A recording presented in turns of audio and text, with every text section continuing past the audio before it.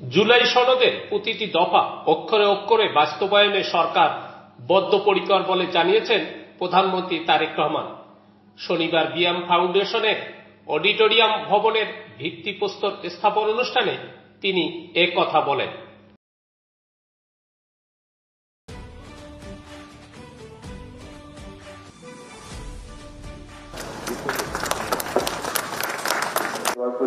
এই বিয়াম ফাউন্ডেশনের যাত্রা শুরু হয়েছিল সাবেক প্রধানমন্ত্রী দেশনেত্রী বেগম খালেদা জিয়া ছাত্রী।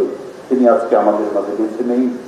আমরা অত্যন্ত শ্রদ্ধার সাথে তাকে স্মরণ করছি। আল্লাহ বেগম খালেদা জিয়া রূহের পরে তুমি হাদিয়া পৌঁছায় দাও, তাদের খবর তুমি রওজাত বেজিয়াতের জান্নাত বানিয়ে দাও।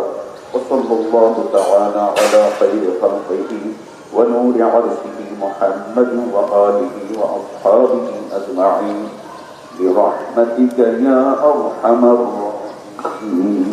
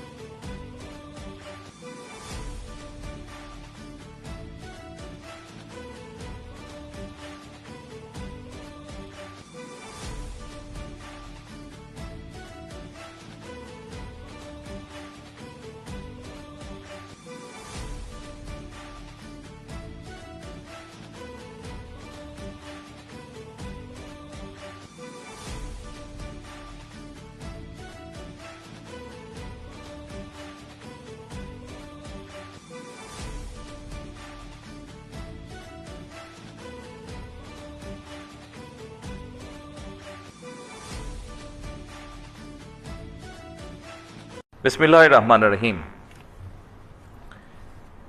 বিয়াম ফাউন্ডেশনের ট্রেনিং কাম ডরমিটরি ভবনের ভিত্তিপ্রস্তর স্থাপন উপলক্ষে আজকের এই অনুষ্ঠানের সম্মানিত সভাপতি, মন্ত্রিপরিষদ সচিব, অন্যান্য সচিববৃন্দ, বিয়াম ফাউন্ডেশনের মহাপরিচালক, বিসিএস প্রশাসনের সার্ভিসের প্রবীণ এবং নবীন কর্মকর্তাবৃন্দ এবং সকল সম্মানিত উপস্থিতিবৃন্দ, আসসালামু আলাইকুম। Bangladesh institution of administration and management foundation BIAM 1991 সালের 29শে ডিসেম্বর যাত্রা শুরু করেছিল। 2002 সালের নভেম্বর মাসে এটি বিয়াম ফাউন্ডেশনে রূপান্তরিত হয়। আজ সেই ফাউন্ডেশনের ট্রেনিং কাম ডরমিটরি ভবনের উদ্বোধন। বিয়ামের প্রতিষ্ঠা থেকে শুরু করে আজ পর্যন্ত অগ্রযাত্রার দিন তারিখগুলো প্রমাণ করে দেশ এবং জনগণের স্বার্থে বিএনপি সরকার বরাবরই একটি সুদক্ষ এবং প্রশিক্ষিত জনপ্রশাসন দেখতে চেয়েছে এবং দেখতে চায় ভবিষ্যতে। সুতরাং আজ বিয়াম ফাউন্ডেশনের ট্রেনিং কাম ডরমিটরি ভবনের ভিত্তিপ্রস্তর স্থাপন কেবল একটি ভবনের ভিত্তিপ্রস্তর স্থাপনই নয়, বরং এটি প্রশাসনিক সক্ষমতা উন্নয়ন, প্রশাসনিক নেতৃত্ব গঠন এবং মানব সম্পদ বিকাশের একটি দীর্ঘমেয়াদী রাষ্ট্রীয় অঙ্গীকারেরই প্রতিফলন। আজ যে ট্রেনিং কাম ডরমিটরি ভবনের ভিত্তিপ্রস্তর স্থাপন করা হচ্ছে তা ভবিষ্যতে প্রশাসনিক নেতৃত্ব গঠনের একটি গুরুত্বপূর্ণ মাইল ফলক। এই ভবন শুধু একটি অবকাঠামো নয়, এটি হয়ে উঠুক জ্ঞান চর্চা, নেতৃত্ব বিকাশ এবং অভিজ্ঞতা বিনিময়ের একটি প্রাণবন্ত কেন্দ্র। দক্ষ মানব সম্পদ তৈরি বিয়ামের অন্যতম একটি লক্ষ্য। বিশেষ করে সরকারি কর্মে নিয়োজিত মানব সম্পদকে আধুনিক প্রশিক্ষণের পাশাপাশি প্রযুক্তির সর্বোত্তম ব্যবহারে সক্ষম করে গড়ে তোলা অত্যন্ত জরুরি। তারই ধারাবাহিকতায় বর্তমান সরকার মেধা নির্ভর, আত্মবিশ্বাসী, সৃজনশীল ও দায়িত্ববান মানব সম্পদ গড়ে তুলতে বদ্ধপরিকর।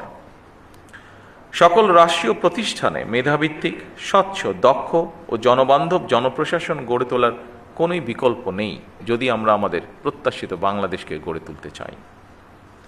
দীর্ঘ ১.৫ দশকেরও বেশি সময় পর দেশের স্বাধীনতা প্রিয় গণতান্ত্রিকামী জনগণ নিজেরা সরাসরি ভোট দিয়ে একটি গণতান্ত্রিক সরকারকে নির্বাচিত করেছে। দীর্ঘদিন ধরে একটি জবাবদিহিমূলক, ন্যায়ভিত্তিক এবং জনকল্যাণমুখী শাসন ব্যবস্থার প্রত্যাশায় থাকা সাধারণ মানুষের আকাঙ্ক্ষার প্রতিফলন হচ্ছে বর্তমান সরকার। ২০২৪ সালের জুলাই আগস্টের গণ অভ্যুত্থানে আবারও স্পষ্ট করে দিয়েছে এই রাষ্ট্রের মালিক এই দেশের জনগণ। সুতরাং জনপ্রশাসনের কর্মকর্তা হিসাবে রাষ্ট্রের মালিক জনগণের স্বার্থ এবং কল্যাণ নিশ্চিত করা আপনাদের প্রধান দায়িত্ব। সম্মানিত উপস্থিতিবৃন্দ, আমি আশা করি বিএমের কারিকুলাম এবং প্রশিক্ষণ পরিবেশ দেশের বিভিন্ন প্রান্ত থেকে আগত কর্মকর্তাদের পেশাগত দক্ষতা, সমস্যা সমাধানের ক্ষমতা এবং উদ্ভাবনী চিন্তাকে আরও সমৃদ্ধ করবে। আধুনিক প্রশাসনে দক্ষতা মানে শুধু নিয়ম জানা নয়, বরং প্রযুক্তির ব্যবহার, তথ্য বিশ্লেষণ, দ্রুত সিদ্ধান্ত গ্রহণ এবং জনসেবায় সৃজনশীল দৃষ্টিভঙ্গি। এবং সেই লক্ষ্যেই বর্তমান সরকার প্রশিক্ষণ ব্যবস্থাকে আরও আধুনিক ও ফলাফলমুখী করার উপর গুরুত্ব দিয়েছে। মৌলিক প্রশিক্ষণের পাশাপাশি উন্নত কোর্স, গবেষণা এবং নীতি নির্ধারণমূলক শিক্ষার সুযোগ বৃদ্ধি করার চেষ্টা করা হচ্ছে। ফ্যাসিবাদী শাসনামলে আপনারা যথাযথভাবে সেই দায়িত্ব পালন করতে পেরেছিলেন কিনা কিংবা পালন করতে সক্ষম হয়েছিলেন কিনা, এই মুহূর্তে সেই প্রশ্ন না তুলে আমি আপনাদেরকে এই মুহূর্তে বর্তমান গণতান্ত্রিক সরকারের পক্ষ থেকে একটি বার্তা দিতে চাই, এবং তা হলো দেশ এবং জনগণের কাছে আমাদের যেই প্রতিশ্রুতি দিয়ে এসেছি আমরা, এসব স্রেফ রাজনৈতিক প্রতিশ্রুতি নয়, বরং জনগণের সঙ্গে করা আমাদের চুক্তি। জনগণ আমাদের ইশতেহারের পক্ষে রায় দিয়েছে।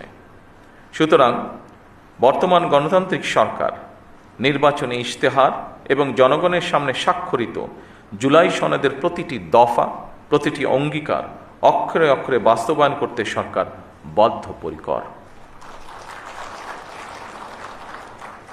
আমি আশা করি আপনারা আপনাদের মেধা ও যোগ্যতা দিয়ে জনগণের কাছে দেওয়া সরকারের প্রতিটি প্রতিশ্রুতি দক্ষতার সঙ্গে বাস্তবায়ন করতে ভূমিকা রাখবেন। জনগণ আমাদের উপর যে আস্থা রেখেছে সেই আস্থার মর্যাদা রক্ষা করতে হলে প্রতিটি ক্ষেত্রে স্বচ্ছতা, জবাবদিহিতা এবং নৈতিকতার দৃঢ় চর্চা নিশ্চিত করা প্রয়োজন। সম্মানিত সকল উপস্থিতিবৃন্দ, আপনারা রাষ্ট্র পরিচালনার সর্বোচ্চ প্রশাসনিক স্তরে অবস্থান করছেন।